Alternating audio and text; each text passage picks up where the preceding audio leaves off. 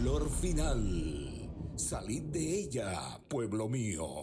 En los años 50 después de Cristo, o sea, prácticamente 20 años después de Cristo, la iglesia tenía en Tesalónica un gran problema dentro de su seno. Les voy a contar un poquito el contexto. Como hoy, también en la iglesia de Tesalónica, la gente ya no quería quizás emprender, trabajar o educarse, porque dentro de la iglesia de Tesalónica había existido un rumor que Cristo ya estaba por manifestarse en esa fecha. Estamos hablando del año 50 después de Cristo. Los cristianos predicaban: el Señor ya viene, la iglesia ya es arrebatada. Predicaban fuertemente en la iglesia de Tesalónica por los años 50. Así que Pablo escribe una carta y dirige a la iglesia para calmar esa tempestad, porque había rumores muy fuertes y hombres en esa época estaban escribiendo cartas a nombre de Pablo, y soñadores se levantaban en la iglesia diciendo: el Señor ya está por llegar. Y esa iglesia estaba desesperada, como la está la iglesia de este tiempo. Pero en la segunda carta que Pablo le escribe a la iglesia de Tesalónica, en el capítulo 2, en el verso 1, Pablo le dice así a la iglesia que tenía ese sentir en el año 50. Pongan atención. Pablo le dice así en la segunda carta de Tesalonicenses, capítulo 2, verso 1: pero con respecto a la venida de nuestro Señor Jesucristo y a nuestra reunión con Él, os rogamos, hermanos, que no se dejen mover fácilmente de vuestro modo de pensar, ni os conturbéis ni por espíritu, ni por palabra, ni por carta, como si fuera nuestra, en el sentido en el que el día del Señor está cerca. Pablo le dice a esa iglesia en el año 50: cálmense, cálmense, no se desesperen ni se dejen engañar, que el día del Señor está cerca. Pablo va a poner, escúchenme bien, iglesia, dos cosas que tienen que acontecer antes de la venida del Señor, y mientras estas dos cosas no se manifiesten, el Señor no habría todavía una manifestación. Por lo tanto, Pablo va a mencionar dos cosas. Hace algunos meses atrás, en Lima, yo pertenezco a la corporación pastoral de iglesias evangélicas del cono norte de Lima, en Puente Piedra.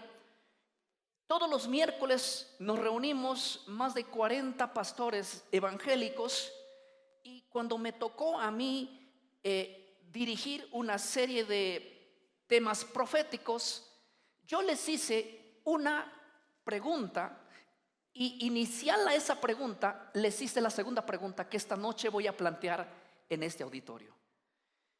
La primera pregunta que yo les hice, estoy hablando de 40 pastores que dirigen iglesias. La pregunta que les hice no fue para miembros que no tienen tanta responsabilidad como tenemos los líderes. La pregunta que yo les hice es la siguiente: pastores, quiero que ustedes respondan la siguiente pregunta. Cristo va a venir en su venida, obviamente, antes de la manifestación del hombre de pecado, o después de la manifestación del hombre de pecado. ¿Y saben qué? La respuesta fue que la mayoría de pastores dijeron: primero tiene que venir el Señor a llevar a su iglesia, y luego va a hacer la manifestación del hombre de pecado. Y pocos pastores, líderes, se supone que en Lima están los pastores más preparados, y pocos dijeron: bueno, creo que primero va a venir el hombre de pecado y luego será el arrebatamiento de la iglesia. Lo que sí sé y estoy seguro es que dentro de ellos hubo una fracción que no había el mismo pensamiento dentro de la iglesia evangélica ahora mismo. Pero la respuesta la tiene que dar Pablo. Pablo, inspirado por el Espíritu Santo, le escribe a la iglesia en segunda de Tesalonicenses, capítulo 2, verso 3, y él va a decir quién es primero. Y antes de leer ese texto, yo quisiera preguntar a todos los que nos sintonizan en diferentes canales y en páginas, que también se hagan esa pregunta sincera: ¿quién va a venir primero? ¿El Señor va a llevar a su iglesia y después aparecerá el hombre de pecado? ¿O primero aparecerá el hombre de pecado y después el Señor llevará a su iglesia? Esta pregunta va a ser rota hoy bajo nuestros conceptos y va a ser planteada desde el punto bíblico. Miren lo que dice el verso 3. A esa iglesia que estaba desesperada por irse, Pablo le dice: vean lo que va a suceder. Nadie les engañe en ninguna manera, porque no vendrá. ¿Quién no vendrá? El Señor. Sin que antes venga, 1, la apostasía; 2, y se manifieste el hombre de pecado, el hijo de perdición. ¿Necesita interpretar? No, la Biblia está diciendo: antes del que el Señor se manifieste, van a haber 2 acontecimientos. El primero es que va a haber una gran apostasía, y lo segundo es que de seguido a la apostasía va a ocurrir la manifestación del hombre de pecado. Lo que Pablo está diciendo: no se desesperen, le estaba diciendo Pablo a la iglesia en Tesalónica, que ustedes están diciendo que el Señor ya viene, que el Señor ya viene, que el Señor ya está aquí, que ya se manifiesta. Como lo que hoy día la iglesia está diciendo. Hoy en día la iglesia, y hay muchos predicadores evangélicos que están en todas las redes. Es más, vean ahora, ¿y qué es lo que la iglesia está diciendo? El arrebatamiento de la iglesia puede ser esta semana, puede ser la otra semana. Pero yo les voy a decir una cosa: Pablo ha dicho que hay 2 acontecimientos antes de que el Señor venga por su iglesia. Lo primero es la apostasía, y lo segundo es que la manifestación del hombre de pecado, del hijo de perdición. Esto es muy interesante. Esto rompió con la creencia que en los años 50 la iglesia ya se quería ir. Miren, si nosotros agarramos la Biblia así al revés, vamos a encontrar primero que el Señor lleva a su iglesia y después viene el hombre de pecado. Pero si nosotros leemos la Biblia por su derecho, vamos a encontrar primero que viene el hombre de pecado, el hijo de perdición, y después ¿qué? El advenimiento del Señor. ¿Y quieren que les diga algo? El verso 8 dice que cuando el Señor venga, va a encontrar aquí al hombre de pecado. Quiere decir que el hombre de pecado viene primero. Lean el verso 8. El verso 8 dice: entonces se manifestará aquel inicuo a quien el Señor matará con el espíritu de su boca y destruirá con el resplandor de su venida. O sea, no necesitamos explayarnos mucho en este detalle, porque la Biblia literalmente está diciendo que antes del regreso inminente de Cristo, primero hay una gran apostasía. Y déjenme decirles que en Apocalipsis nosotros encontramos al caballo blanco. El caballo blanco representa la iglesia del siglo I, que su doctrina era todavía blanca. La apostasía no entró en el primer siglo. La apostasía entró después de la muerte de los apóstoles. Por lo tanto, los tesalonicenses querían ser arrebatados, pero es que todavía no había, siquiera se había manifestado la apostasía en su plenitud. y no había aparecido el hombre de pecado aún. Por lo tanto, hoy en día les voy a decir una cosa, iglesia. A nosotros nos han dicho que lo primero que viene es el arrebatamiento de la iglesia y luego la manifestación del hombre de pecado. Por eso es que hoy en día, en este mismo momento, se está predicando en muchos canales, en muchos sitios de internet. Están predicando de que probablemente mañana o pasado o la otra semana exista una desaparición masiva de personas.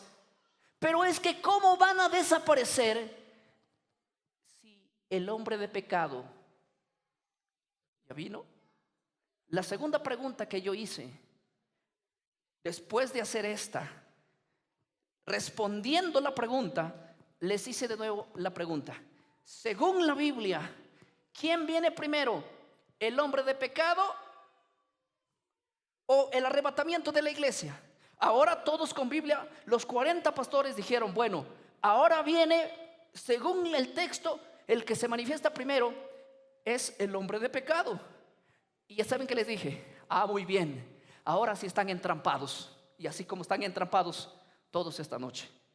Porque si ustedes aceptan que el hombre de pecado viene primero y después la manifestación del hombre de pecado, según la aceptación de la Biblia, ahora sí se entramparon. ¿Por qué? Porque la segunda pregunta es más mortal que la primera. La segunda pregunta es, ¿quién es el que va a causar la gran tribulación? Esa es la pregunta. ¿Quién va a causar la gran tribulación? ¿Quién causa la gran tribulación? El hombre de pecado. Y si la iglesia no ha sido arrebatada hasta la aparición del hombre de pecado, ¿qué les hace pensar que la iglesia no va a pasar por la gran tribulación? ¿Estamos entendiendo la idea? Es muy clara.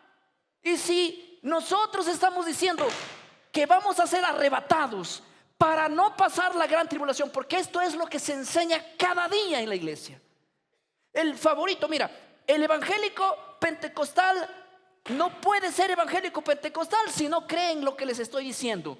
En el arrebatamiento, en el rapto de la iglesia, antes de la manifestación del hombre de pecado. Y si nos ha enseñado por años diciendo, nosotros somos la iglesia del Señor y antes de que venga la gran tribulación, nosotros tenemos que ser arrebatados para no pasar por la gran tribulación.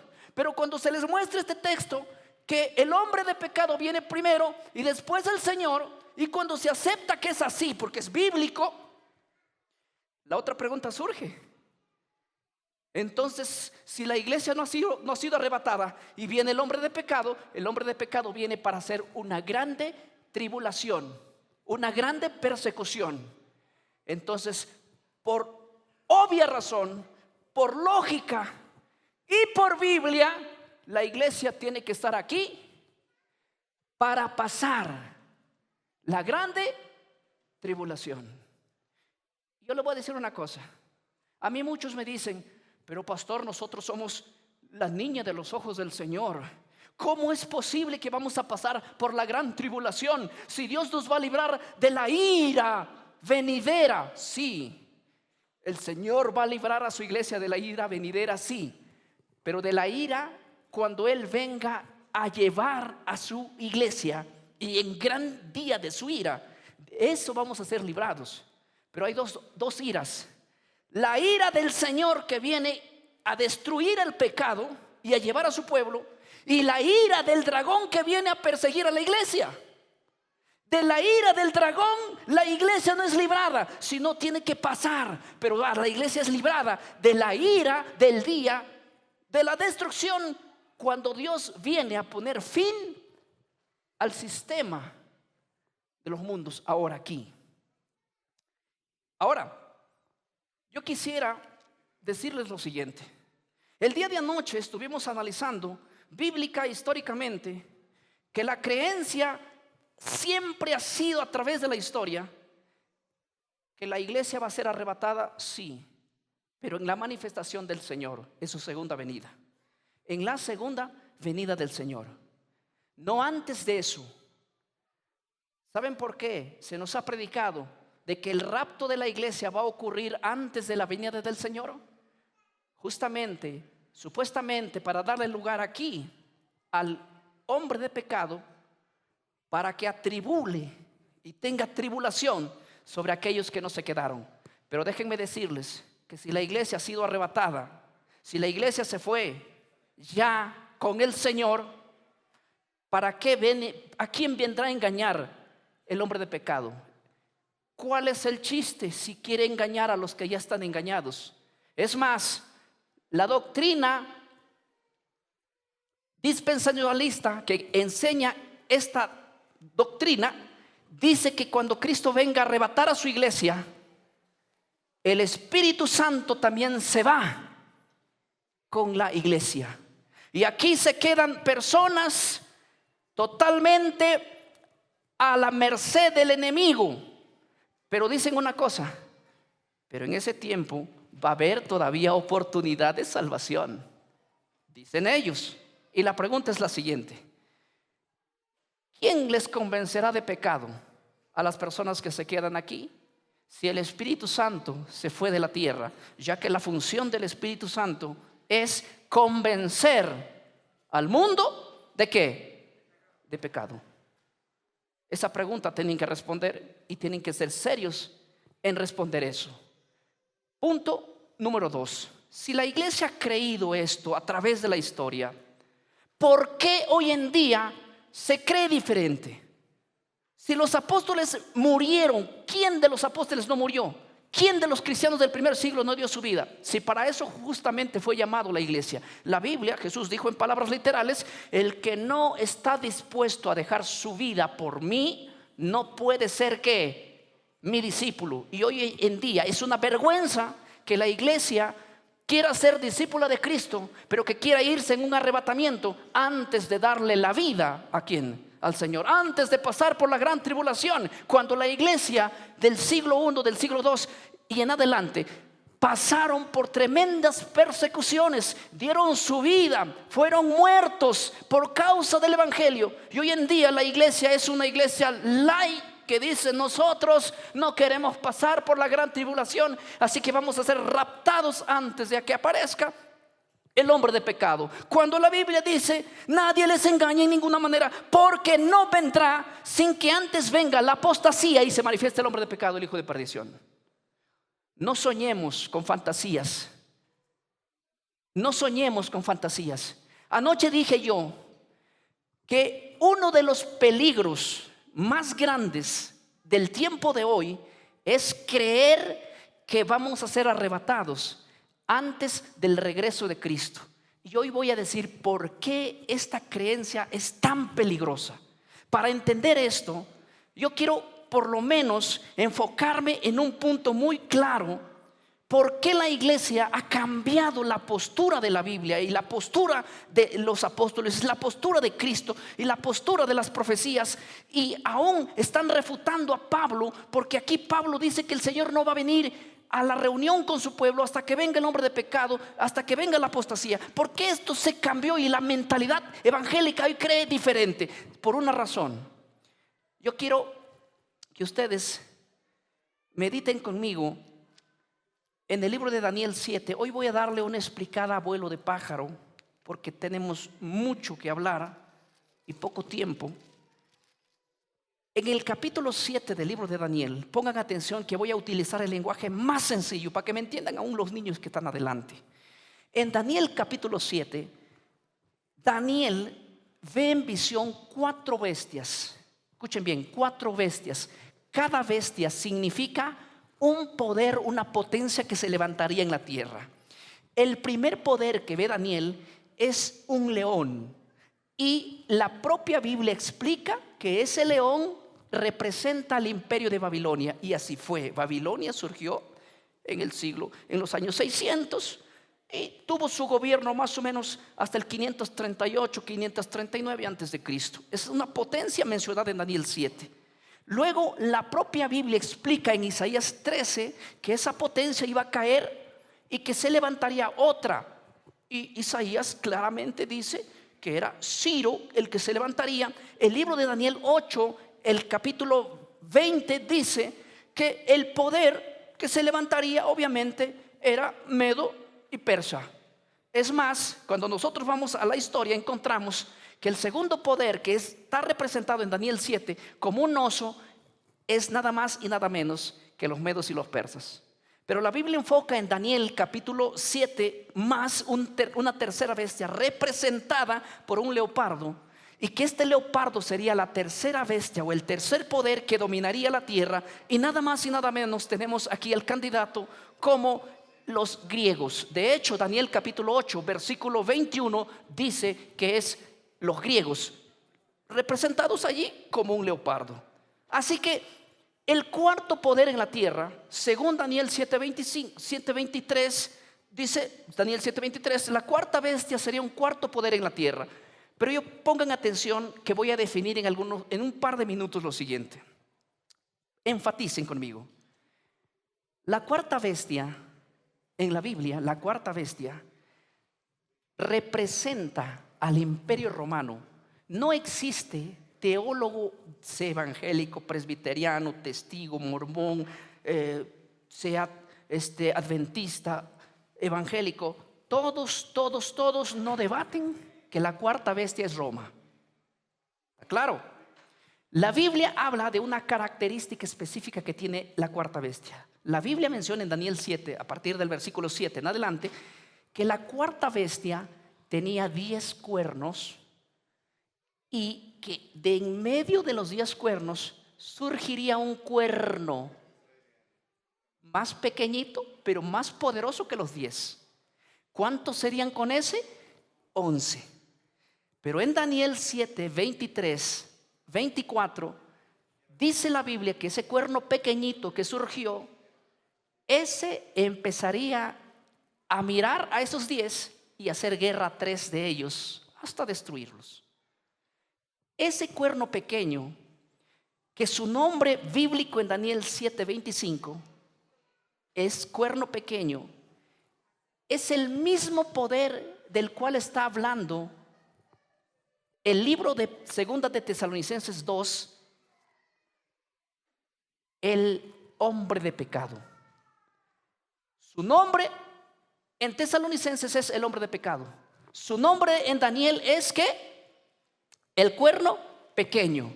En Apocalipsis también lo van a ver, en Apocalipsis 13, como la bestia que sube del mar. Es el mismo poder. Ahora, si nosotros logramos identificar quién es ese cuerno pequeño, yo les voy a decir esta noche, con base histórica y bíblica, cómo lo identificaron a ese poder nuestros hermanos de antaño, nuestros hermanos de hace muchos años, de los primeros siglos hasta los reformadores. Pero para eso yo quiero decirles una cosa. Roma, que es la cuarta bestia, de Roma salieron 10 naciones. Después de la invasión de los bárbaros, de las tribus germánicas, Roma quedó dividida en 10. Y el imperio romano fue debilitado porque se dividió en 10 naciones. Las cuales esas 10 naciones conformaban la antigua Europa. Pero la Biblia dice que de en medio de esas 10 naciones o 10 cuernos surgiría un cuerno pequeño. Y este cuerno pequeño tendría ojos y boca. Y aunque era más pequeño, dominaba entre los demás cuernos. Y créanme que a partir del año 476, cuando Roma se divide en 10, y se dividió en 10 las que conformaron la antigua Europa, de en medio de ellos el único poder que surgió y conquistó y reinó y tuvo las llaves para gobernar Europa completo, ¿saben quién fue? El poder que hoy tiene su sede central, que está en el Vaticano. Ustedes pueden informarse de esto. Podríamos hablar toda la noche para comprobar esto. Pero no existe, si yo saco al poder del Vaticano de allí como candidato que salió de Roma, no existe históricamente un poder que haya gobernado sobre Europa más que este poder que surgió de la división de Europa. Estoy siendo claro acá. Los cristianos del primer siglo, ellos decían que cuando Roma caiga, se levantaría el hombre de pecado, o sea, el cuerno pequeño. Por ejemplo, miren, yo quiero citar aquí a la Enciclopedia Británica. Escuchen lo que dice la Enciclopedia Británica en el volumen 2, la página 60, el artículo El Anticristo. Miren lo que dice. La Enciclopedia Británica dice así: la creencia de los primeros cristianos en lo referente de la identidad y el obstáculo que impedía la manifestación del hombre de pecado era el Imperio Romano, y que después de su caída surgiría el Anticristo. ¿Qué está diciendo la Enciclopedia Británica? Que los primeros cristianos predicaban en sus iglesias: cuando Roma caiga, se levantará el hombre de pecado. ¿Dónde habían leído ellos eso? En Daniel 7, 23, 24 y 25. Daniel 7, 23 dice: la cuarta bestia es un cuarto reino en la tierra, que tiene 10 cuernos. Los 10 cuernos significan que de esa bestia se levantarán 10 reyes, y tras ellos se levantará el número 11. Y este número 11 peleará con 3, los derribará, someterá y tendría su apogeo sobre ellos. Por eso es que los cristianos del primer siglo, de los primeros siglos, antes que Roma caiga, porque Roma cayó en el 476, antes del 476 ellos decían: el hombre de pecado, el cuerno pequeño, va a levantarse, pero para que se levante tiene que caer Roma. Y Roma estaba en el siglo I, Roma estaba en el siglo II, Roma estaba en el siglo III, no caía. Miren lo que dice, por ejemplo, aquí. Yo quiero leer. Jerónimo, padre de la iglesia, dice: con respecto al obstáculo que impedía la manifestación del hombre de pecado, Jerónimo aporta lo siguiente: que cuando caiga el imperio romano y el emperador, entonces se manifestará el hombre de pecado. Jerónimo, en su comentario del libro 5, plantea lo mismo. Y hay aquí Justino Mártir. Me llama la atención que Justino Mártir es del siglo II, y Justino Mártir escribe, este cristiano prominente escribe un comentario que es brutal y de suma importancia. Escuchen lo que él escribió en su libro Apología, ¿sí? En la fe de nuestros padres, página 19. Él escribió así: Justino Mártir dijo: los cristianos primitivos oraban para que el emperador y Roma continúen todavía en el imperio, ya que ellos sabían que cuando estos caigan, se manifestará el hombre de pecado. Miren, ¿saben cómo oraban los cristianos en el tiempo de Justino Mártir, en el siglo II?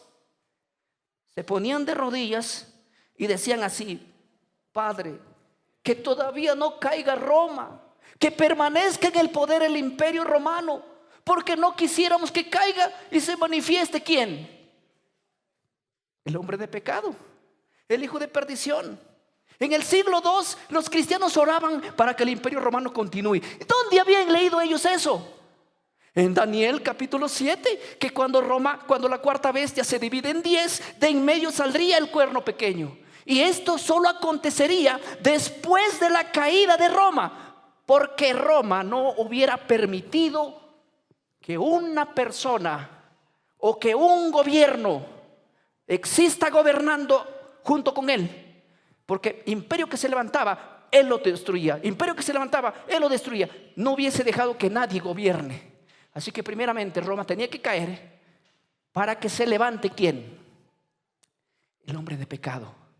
Y ahora mira lo que... Yo tengo bastante información sobre patrística. Ambrosio de Milán escribió lo siguiente. Ambrosio también dijo que dicho obstáculo era el imperio romano y el emperador, que después que fuese quitado de en medio el César y Roma, se manifestaría el hombre de pecado.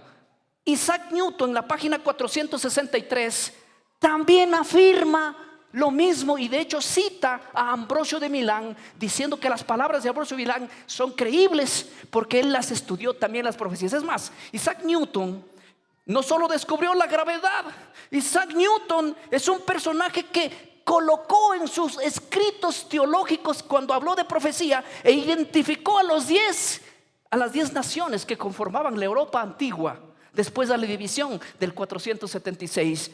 Voy a leer un par de artículos más. No faltaría alguien que me diga esta noche: el pastor no habló de la Biblia. Estamos hablando sobre la Biblia y sobre cómo fue a través de la historia la creencia de cientos de cristianos. Miren lo que dice Juan Crisóstomo. Este líder cristiano enseñó lo mismo y dijo lo siguiente: uno puede preguntarse, ¿qué es lo que detiene la manifestación del hombre de pecado? Él se responde: el imperio romano. Cuando esto desaparezca, entonces vendrá el hombre de pecado, porque mientras dure el temor de la gente hacia el emperador de Roma, nadie se ensalzará por sí solo. Pero cuando el emperador desaparezca, entonces el hombre de pecado se manifestará e intentará gobernar el reino de Dios y de los hombres. Juan Crisóstomo, antes de la caída de Roma, él decía: Roma va a desaparecer, y cuando desaparezca se levantará el hombre de pecado e intentará ¿qué? Gobernar ¿qué? La iglesia y a los hombres. Y ahora voy a decirles lo siguiente. Voy a citar el último párrafo. El historiador eclesiástico Eliot dice: tenemos el testimonio unido de los padres apostólicos desde Ireneo del 130 al 200 después del Mesías, del discípulo de Juan Crisóstomo del 347 al 407, inclusive a Jerónimo del 331 al 420, todos ellos asegurando que después de la caída del imperio romano se levantará el hombre de pecado. La hora apocalíptica, en su libro que escribió Eliot, en la página 92. Así que es irrefutable que los primeros cristianos a través de la historia nunca creyeron que primero viene el arrebatamiento de la iglesia y después la manifestación del hombre de pecado. Los cristianos primitivos en una decían: primero se va a manifestar el hombre de pecado y luego viene ¿quién? Cristo. Esa era la creencia de la iglesia. Esa es la creencia apostólica. Esa es la creencia de la Biblia. Esa fue la creencia de todos, inclusive los padres de la Reforma que existieron en el siglo XVI y mucho antes de ellos. Todo 1600 años la iglesia creyó y defendió eso absolutamente, porque ellos estaban basados en las profecías, porque ellos no creían que no van a pasar por la gran tribulación. De hecho, ellos esperaban la gran tribulación para que después de eso se encuentren con el Señor y digan y estén cantando allí, porque un ángel decía: ¿y quiénes son estos? ¿Y de dónde han salido? Son aquellos que han salido de la grande ¿qué? Tribulación. Es que ellos tenían que pasar por eso. Era un procedimiento. Jesús dijo: de la misma copa que yo bebo, ustedes beberéis, y en el mismo bautizo que yo me bautizo, vosotros seréis bautizados. Hablando inclusive del sufrimiento que él tomaría y del bautismo, refiriéndose a su muerte inclusive. Jesús nunca dijo lo contrario. Pero este mismo cuerno pequeño, el cual está señalado en Daniel 7:25, fue descubierto en el siglo XVI. Ya no pudo ocultar más. Hombres antes de Lutero condenaron a la iglesia. Escúcheme bien, iglesia. Por 16 siglos todos los hombres habían identificado quién era el cuerno pequeño. ¿Y saben quién era el cuerno pequeño para ellos? El poder que tiene su sede central en Roma. El cerebro de la iglesia católica que está en el Vaticano. No había otro anticristo para ellos que este. Nunca ha habido en la mentalidad de los cristianos por 16 siglos que el anticristo era otro. No. Para ellos el anticristo siempre ha sido el poder que domina ¿dónde? En Roma. Esa ha sido la convicción. Por eso que ellos peleaban contra ese poder, contra ese sistema, y morían en la hoguera como Jos, cantando y adorando, porque sabían que estaban siendo torturados por causa de una gran verdad siendo manifestada, y peleando en contra del cuerno pequeño, del hombre de pecado. Y estos temas hoy en día no se lanzan en la iglesia. ¿Saben por qué no se lanzan estos temas? Porque las iglesias evangélicas en su gran mayoría se visitan con el Vaticano. Y claro, ¿cómo vamos a hablar del que está sentado en Roma si ya somos amigos y nos comemos juntos un menú, nos comemos juntos un lomo saltado? ¿Cómo vamos a hablar de ellos ya si son amigos? No, el cuerno pequeño es enemigo de la iglesia, y la iglesia tiene que saber esto. No se puede hacer alianza con el Vaticano. En los Estados Unidos, que se formó, fue un país protestante, el cual el Papa nunca llegaba allí. ¿Saben por qué? Porque al principio, al fundarse Estados Unidos, los Estados Unidos se fundan por la persecución de gente que huía del poder del Vaticano.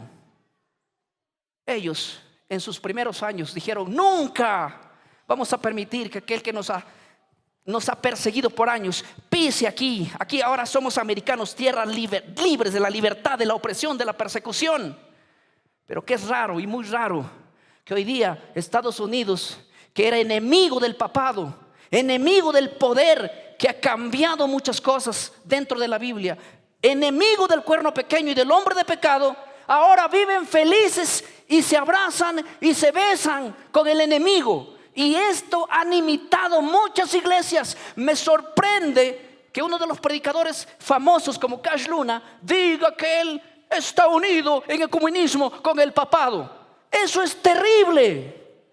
Y esto está aconteciendo inclusive en iglesias conservadoras que han sido enemigos del papado. Ahora no pueden hablar de estos temas porque los disciplinan, los sancionan o los ponen la soga al cuello. ¿Saben por qué? Porque las iglesias están llevando a una alianza con el Vaticano. Es que tú con el enemigo que te juntas y tienes conversaciones y alianzas y cultos ecuménicos, después de eso, ¿qué ganas te va a dar para hablar lo malo que ha hecho, lo malo que está haciendo y lo malo que hará? El problema en la Biblia no es lo que la Biblia diga, sino lo que el hombre ha dado la vuelta en contra de ella. Y déjenme contarles una cosa importante, porque yo tengo que terminar diciéndoles esto, y les voy a decir sin anestesia porque es necesario hacerlo. Miren, cuando Lutero y los reformadores salieron, todos, las iglesias, los protestantes, todos en una eran enemigos del Vaticano. ¿Y saben lo que decían? ¿Quién es el anticristo? Y señalaban al poder que está en Roma. De hecho, se hace llamar Iglesia Apostólica Romana, claro, porque de ahí provino. Todos apuntaban: es el cuerno pequeño. De hecho, Lutero decía que el Vaticano está sentado en la silla del anticristo, identificaba a él. Calvino decía lo mismo y todos lo mismo. Pero de pronto la iglesia se vio acusada diciendo: nosotros somos el anticristo, y nos acusan los protestantes. Todos los protestantes en solo la Biblia, los que creen en solo la Biblia, dicen que nosotros somos el cuerno pequeño. Y ellos hicieron un plan macabro, que en ese plan ha caído la gente hoy en día. ¿Saben? Hay un hombre llamado San Ignacio de Loyola, el cual crea dentro de la iglesia católica un grupo de gente preparada, exitosa, de mente muy brillante, cuyo fin de ellos era destruir a todos aquellos que acusan al cuerno pequeño como la iglesia católica. El fin de ellos era influenciar nuevas doctrinas sobre ellos para no creer, o porque la gente diga: no es el hombre de pecado, no es el Vaticano, el cuerno pequeño, no es el anticristo. Ellos idearon un plan que el tiempo no me va a dar para decirlos, pero voy a ir resumiendo más o menos así. Dos personajes jesuitas. El primero, Francisco Rivera. Ustedes pueden escribir ese nombre y analizarlo y buscarlo. Francisco Rivera crea una doctrina con una mentalidad, hace una reinterpretación de las profecías de Daniel. Y él dice así, miren, escuchen lo que dice: el hombre de pecado, el cuerno pequeño, no es el poder que está en Roma, no es el cerebro de la Iglesia Católica, viene del futuro un hombre que no sabemos quién es, pero el Papa no es, mucho menos los que se sientan en el Vaticano no son. Va a venir del futuro el anticristo, y él es el primero que quiere cambiar la mentalidad. No tuvo mucho éxito, claro. Luego le sigue un personaje llamado Lacunza, un personaje llamado John Nelson Darwin. Y luego de John Nelson Darwin, como la iglesia evangélica absorbió esa doctrina por el fatal proceder de un personaje llamado Scofield, en cual en otro momento vamos a tocarlo. Anoche yo mencioné quién es el que creó el cuerno pequeño, o quién es el que creó la doctrina del rapto. La doctrina del rapto fue creada por la inteligencia de la Iglesia Católica, basada en jesuitas, el cual lo único que querían era que el protestantismo deje de decir: ustedes son el cuerno pequeño, como lo habían hecho por 16 siglos. Pero ¿cómo contrarrestamos? John Nelson Darwin es el primero que enseña una doctrina diferente a Rivera, a Lacunza. Por eso a él se lo atribuye el arrebatamiento de la iglesia. Nosotros cuando tenemos una Biblia, la Biblia Scofield, por ejemplo, esta Biblia Scofield, yo tengo aquí una Biblia Scofield y la utilizo porque aquí puedo plasmar todo lo que ellos falsificaron acerca de esta doctrina. Saben, hermanos, se inventa, porque no es bíblico lo que voy a decir, que la iglesia tiene que ser arrebatada antes de la segunda venida de Cristo. Eso fue un invento por la mentalidad jesuita que fue penetrada dentro de la iglesia. Y en el siglo XX la iglesia evangélica le dio la bienvenida a esa doctrina, y hoy está abrazado esa doctrina, y el que habla en contra de esa doctrina está hablando en contra de Dios para ellos. No, el que habla en contra del rapto de la iglesia está hablando en contra del papado, está hablando en contra del jesuita, está hablando en contra de la ¿cómo podemos ponerlo? De la herejía. Esa doctrina es intrusa dentro de nuestro seno. Nunca existió, nunca ha existido, no tiene base ni bíblica ni histórica. Es una herejía que muchos hemos caído dentro de ella. Pero Dios está sacando miles de personas a través de todo el mundo. ¿Por qué? Porque si tú crees que el rapto de la iglesia va a suceder antes de la venida del hombre de pecado, tienes que saber que el hombre de pecado está a punto de hacer su manifestación ahora. ¿Saben qué? Pronto todos los canales de televisión, pronto todas las radios, pronto todas las redes se van a llenar de una grande noticia, valga la redundancia, donde van a enfocar que todos nosotros, todos los evangélicos, todos de distintas denominaciones, vamos a pertenecer a un nuevo orden mundial. Y saben que el que va a poner la marca de la bestia, justamente el anticristo que detrás viene como el poder y la influencia de la iglesia unido a los Estados Unidos de Norteamérica, que es la potencia de turno, lo que va a acontecer, iglesia, es que si tú piensas que el hombre de pecado todavía viene del futuro, que es un personaje del futuro, que es un judío que va a venir del futuro, que es un hombre que va a venir del futuro después del arrebatamiento de la iglesia, si tú estás pensando en eso, no has identificado quién es el verdadero anticristo. Y el verdadero anticristo es el que ahora está en Roma, el que dirige la mentalidad y tiene la mentalidad allí, que dirige todo el sistema católico, el que hizo todo el desastre por así doctrinal que hoy tenemos. Y si tú no logras identificar a ese anticristo y estás mirando otro anticristo, cuando es verdadero anticristo, que es ese sistema, se levante para imponer órdenes sobre la iglesia, nosotros nos vamos a unir con ellos, porque vamos a decir: pero si tú no eres el anticristo, tú eres el que nos traes paz y seguridad, tú eres el que nos estás proponiendo muchas cosas. ¿Y el anticristo quién es? El anticristo viene del futuro todavía y no eres tú. Lutero se levanta y resucita Y él no vendría a predicar a la iglesia católica ya. Él vendría a predicar a la iglesia evangélica y diría: yo morí peleando con el cuerno pequeño y ustedes ahora están haciendo alianza con ellos. Es una locura lo que sucedió. Se vuelve a morir él. ¿Por qué? Porque no fue esto lo que ellos enseñaron. ¿Y por qué no es esto lo que la Biblia enseña? Y el peligro, iglesia, el peligro de creer que el anticristo no es el poder que está en Roma, es que tu mente de ti dice: no es el anticristo él. Entonces, ¿quién es? Mira para otro lado, viene del futuro. ¿Cuándo? Ni te preocupes, porque tú te vas a ir en un rapto. Es más, ni averigues quién es, ni qué tiene que ver contigo, nada. Y mientras tú mires para el anticristo falso, pantalla, un espejo que te han puesto, un anticristo falso que nunca va a aparecer, porque el anticristo ya apareció y va a ser su segunda aparición. ¿Y saben quién es? Ese poder que está en Roma. Hoy día la mente jesuita te tiene pensando: mira las profecías, mira el reloj profético que está en Jerusalén.